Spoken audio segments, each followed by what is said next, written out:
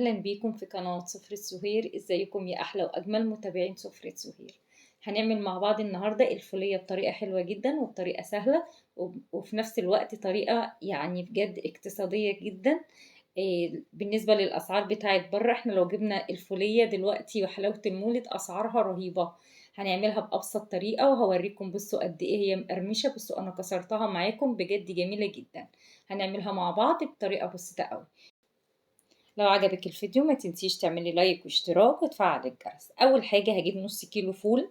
الفول ده بنجيبه من المقلة، بيكون متحمص وجاهز بالشكل ده.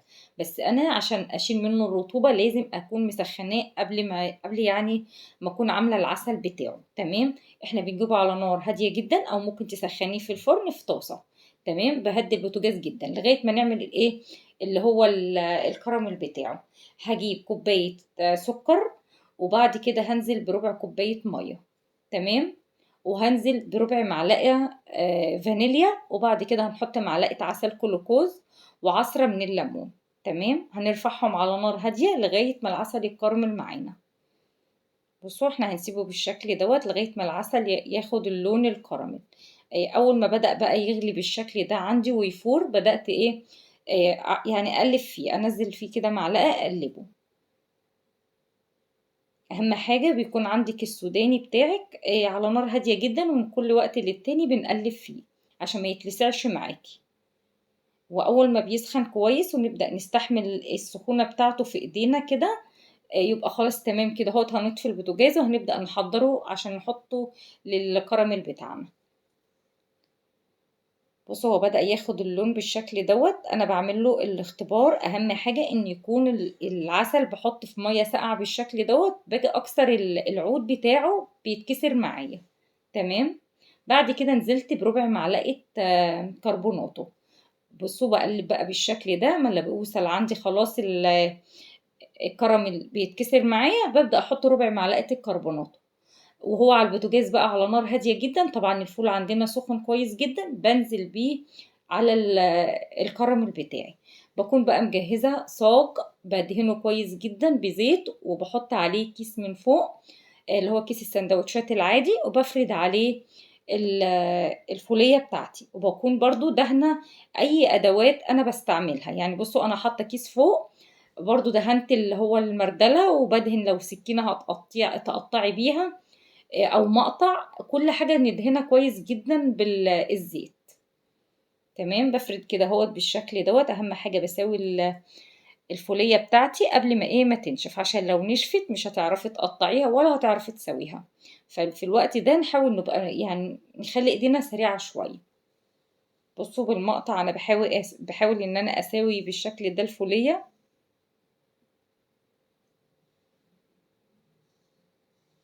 لو انت حابة السمك بتاع الفولية بتاعك اتخن من كده، ممكن يعني تقللي الكمية شوية، تاخديها يعني كده على جنب شوية. انا بحب السمك دوت. تمام. بصوا الكيس ده برضو انا دهناه قبل ما احطه على الوش بتاع السوداني. بصوا لو في اي حاجة عندي مش مظبوطة ببدأ اظبطها برضو. بفرد كويس جدا بالشكل ده.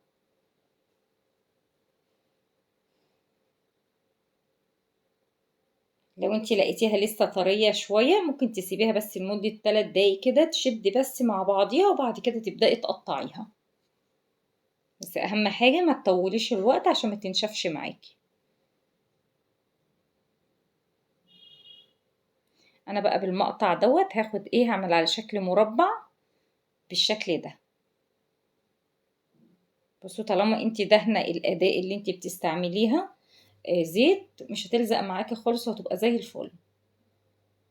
بس اهم حاجة ندهن الزيت قبل ما نحط على الصاج. ندهن كويس جدا طبقة زيت، عشان لو انت حطيتيها كده طبعا مش هتعرفي تطلعيها خالص. بصوا انا عملت بشكل طولي كده، وبعد كده هقسمهم بشكل مربع. لو انت بقى ما حطيتيش اللايك يا ريت تشجعيني كده بلايك حلو تشجيعا منك. تسلم ايديكم مقدما. بصوا انا قطعت الصف على 3 بالشكل ده. بصوا هي مجرد ما انت بتقطعيها بتبدأ تشدي معاكي وبتطلع معاكي زي الفل، وبتبقى مقرمشة وحلوة قوي. يا ريت تجربوا الحاجات اللي احنا بنعملها دي، حتى لو كميات قليلة، حتى لو يعني مثلا ربع كيلو فول وربع كيلو سمسم، هتعملي كرتونة حلوة جدا من حلاوة المولد. ولو ربع كيلو كمان اللي هو الحمصية، هتتشكلي بجد كرتونة حلوة جدا. انت يعني هتروحي تشتريها بسعر بجد مبالغ فيه. كده فيديو النهاردة خلص معاكم. يا ريت فيديو النهاردة يكون عجبكم واستفدتوا منه حتى لو كانت معلومة بسيطة. لو عجبك الفيديو ما تنسيش تعملي لايك واشتراك وتفعلي الجرس. استنيني الفيديو القادم. باي باي.